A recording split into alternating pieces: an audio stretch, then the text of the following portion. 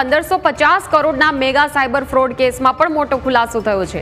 RBL બેંકના 8 કર્મીઓના રિમાન્ડમાં ખુલાસો થયો છે કે આરોપીઓએ 164 જેટલા બોગસ કરંટ એકાઉન્ટ ખોલ્યા હતા। બોગસ એકાઉન્ટમાંથી કરોડો રૂપિયાના ટ્રાન્ઝેક્શન્સ થયા હતા। 50 લાખથી વધુ ખાતાઓમાંથી કરોડો રૂપિયાના ટ્રાન્ઝેક્શન થયા। તમામ ખાતાઓનો ઉપયોગ ગેમિંગ માટે, સટ્ટાબાજી માટે કરવામાં આવી રહ્યો હતો। 1550 કરોડ રૂપિયાના આ કૌભાંડમાં આરબીએલ બેંકના 8 કર્મીઓ હાલ રિમાન્ડ પર છે। આરબીએલ ની 3 બ્રાન્ચના 8 કર્મીઓ 2 ઓગસ્ટ સુધી રિમાન્ડ પર છે। આરોપીઓના રિમાન્ડમાં આ મોટી વિગતો બહાર આવી છે। તો કૌભાંડમાં કોની શું ભૂમિકા છે તે જોઈએ। મુખ્ય આરોપી કિરાત જાદવાણીએ બોગસ ખાતા ખોલાવ્યા હતા। સાથીદારો સાથે મળીને ટેક્સટાઇલ દુકાનો ઊભી કરી હતી અને ખાતા ખોલાવ્યા હતા। કિરાત જાદવાણીના ઇશારે બેંકના 6 કર્મચારીઓએ આ કામગીરી કરી હતી અને આ બેંક કર્મચારીઓને 20,000 થી 2 લાખ સુધીની લાંચ અપાતી હતી। બેંક કર્મચારીઓના હોસ્પિટલના ક્રેડિટ કાર્ડના બિલ પણ કિરાતે જ ચૂકવ્યા હતા। બેંક મેનેજર અમિત ગુપ્તાને ફ્રોડની રકમની ટકાવારી પણ મળતી હતી। ફ્રોડની આ તમામ જે રકમ હતી એ આખી રકમમાંથી 0.25% જે રકમ છે તે મેનેજરને મળતી હતી।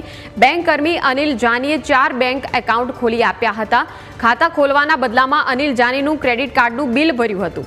બેંક કર્મચારી આશીષ ધાડિયાએ એક ખાતા દીઠ 50,000 રૂપિયા લીધા હતા અને 11 ખાતા ખોલાવ્યા હતા। તો આ સમગ્ર કૌભાંડમાં નેન્સી ગોટીની પણ મહત્વની ભૂમિકા હતી। નેન્સી ગોટી અગાઉ કિરાતની ઓફિસમાં જ ફરજ બજાવતી હતી। અરુણ ઘોઘારી દ્વારા નેન્સીનું ઇન્ટરવ્યૂ લઈને વરાછા શાખામાં તેને રાખવામાં આવી હતી, જ્યાં 89 બેંક ખાતામાંથી 26 બેંક ખાતા એ નેન્સીએ જ ઓપરેટ કર્યા હતા।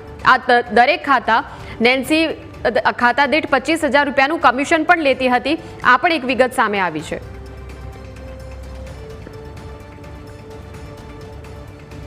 તો સંવાદદાતા અમિત જોડાઈ ગયા છે। અમિત, આ બેંક કૌભાંડ મામલે પણ મોટા ખુલાસા થયા છે। રિમાન્ડમાં શું વિગતો બહાર આવી છે?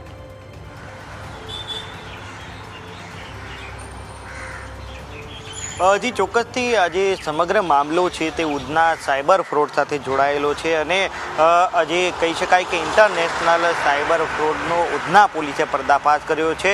એક નાની એવી તપાસ છે, હાલ 1550 કરોડ સુધી પહોંચી છે અને આ સમગ્ર મામલે હવે આરબીએલ બેંકના મેનેજરો, આ ઉપરાંત મેનેજર અને એરિયા મેનેજરોના પણ જે નામ છે તે આ સમગ્ર કૌભાંડમાં ખુલ્યા છે।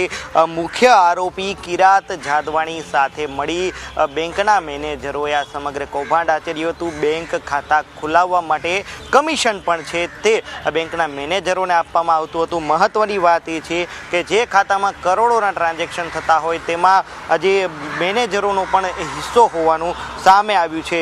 આજે કિરાત જાદવાણી છે તેને આજે કેટલાક બેંક કર્મીઓને કરંટ ખાતા ખોલાવવા માટે 20,000 થી લઈ 2 લાખ રૂપિયા સુધીની આજે લાલચો પણ આપી છે। આ ઉપરાંત આજે અરુણ ઘોઘારી નામનો એક બેંક કર્મી છે તેનું 25 લાખનો હોસ્પિટલનો ખર્ચો છે તે આ કિરાતે ભોગવ્યો હતો।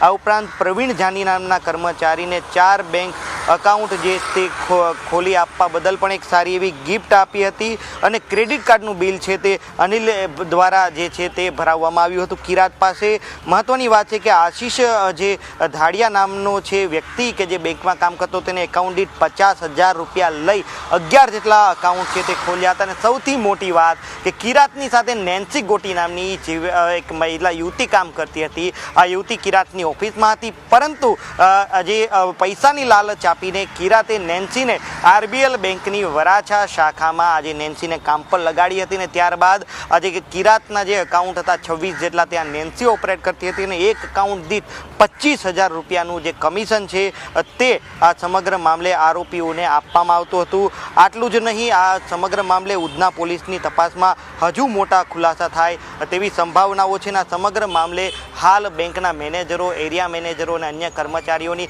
ધરપકડ કરી તેમની પૂછપરછમાં મોટા ખુલાસા થયા છે। આગામી દિવસોમાં વધુ ખુલાસા થાય તો નવાઈ નહીં।